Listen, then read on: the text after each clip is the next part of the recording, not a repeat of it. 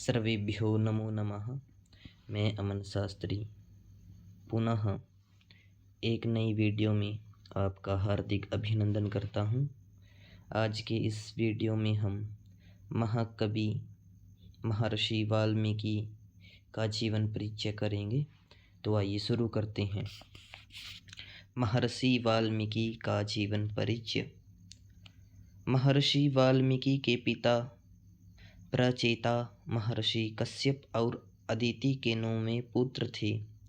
इन्हीं प्रचेता की 10वीं संतान रत्नाकर हुए, जो कि आगे चलकर महर्षि वाल्मीकि के नाम से प्रसिद्ध हुए। अर्थात वाल्मीकि के पिता प्रचेता थे और वाल्मीकि के दादाजी महर्षि कश्यप और दादी अदिति थी।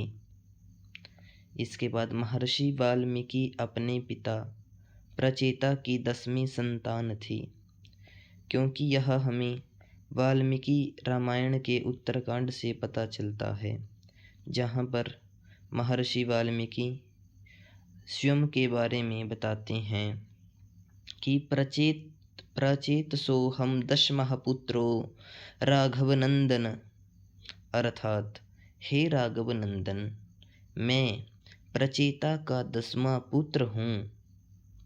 महर्षि वाल्मीकि की माता का नाम चरक्षणी या फिर चरक्षणी था। इनके पिता जैसा कि हम पीछे पढ़ चुके हैं, प्रचेता था, माता चरक्षणी। पितामह व पितामही महर्षि कश्यप व अदिति थे। इनका प्रारंभिक नाम रत्नाकर था, जो कि इन्होंने बाद में कठिन तपस्या की, जिससे कि इनका नाम महर्षि वाल्मीकि पड़ गया। उनके बाद जो इनका प्रिय रस है वो करुण रस है, और संपूर्ण वाल्मीकि रामायण में ज़्यादातर करुण रस ही देखने को मिला है।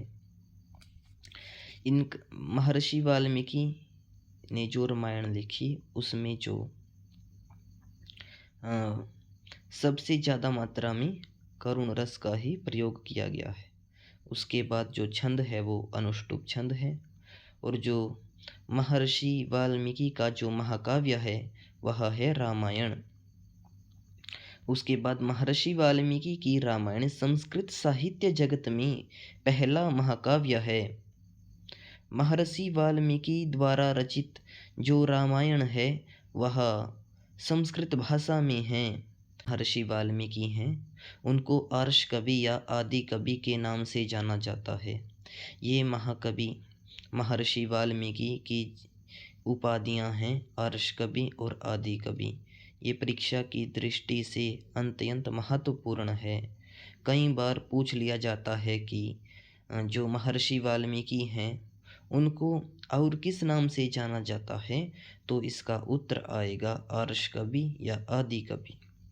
उसके बाद महर्षि वाल्मीकि की महत्वपूर्ण किंवदंतियाँ। तो आइए एक बार इनकी किंवदंतियों पर भी चर्चा कर लेते हैं। एक किंवदंती के अनुसार महर्षि वाल्मीकि जी को भील ने अपहरण कर लिया था और यहीं पर इनका पालन पोषण हुआ, जिस कारण बाद में रत्नाकर एक डाकू बन गई। शुरू में रत्नाकर किसी राजा के राज्य में सैनिक हुआ करते थे। वहां पर सैनिकों के साथ अच्छा व्यवहार न होने के कारण रत्नाकर ने विद्रोह कर दिया, जिससे वहां का जो राजा था वो अत्यंत क्रोधित हुआ।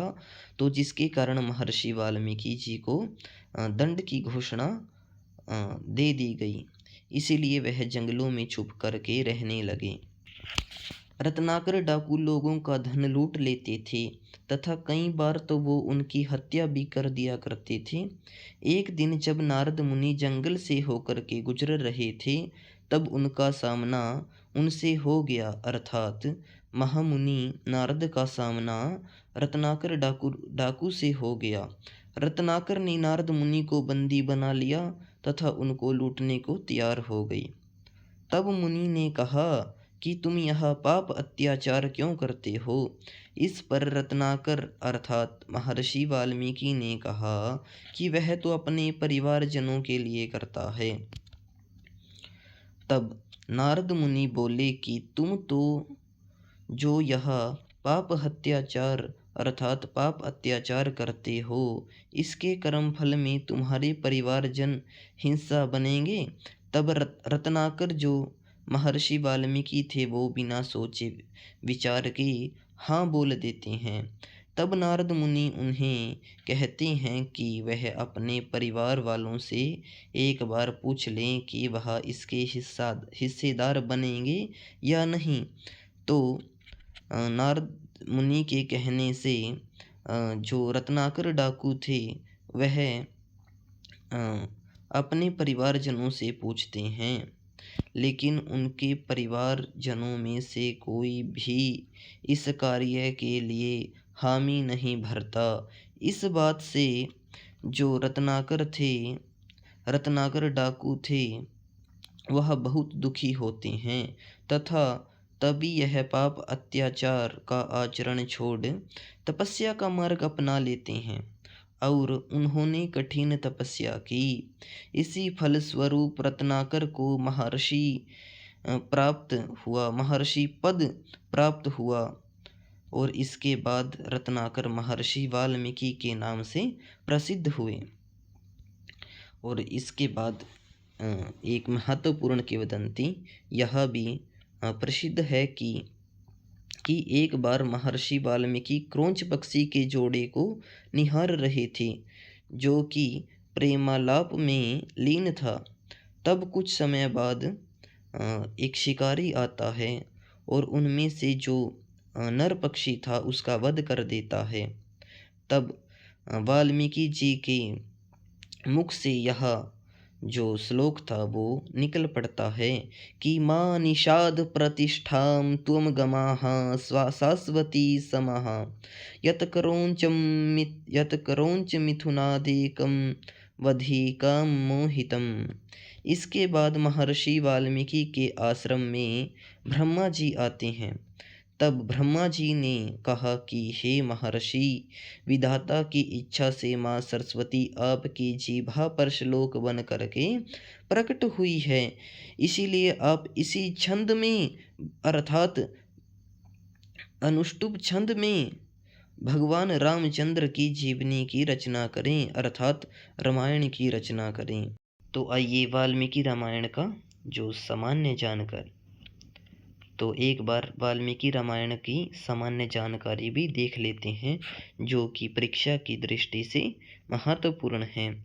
जो वाल्मीकि रामायण है उसके नायक श्री राम हैं और जो नायिका हैं वो सीता हैं, और इसकी जगह आप नायक की जगह नायिका कर लेना।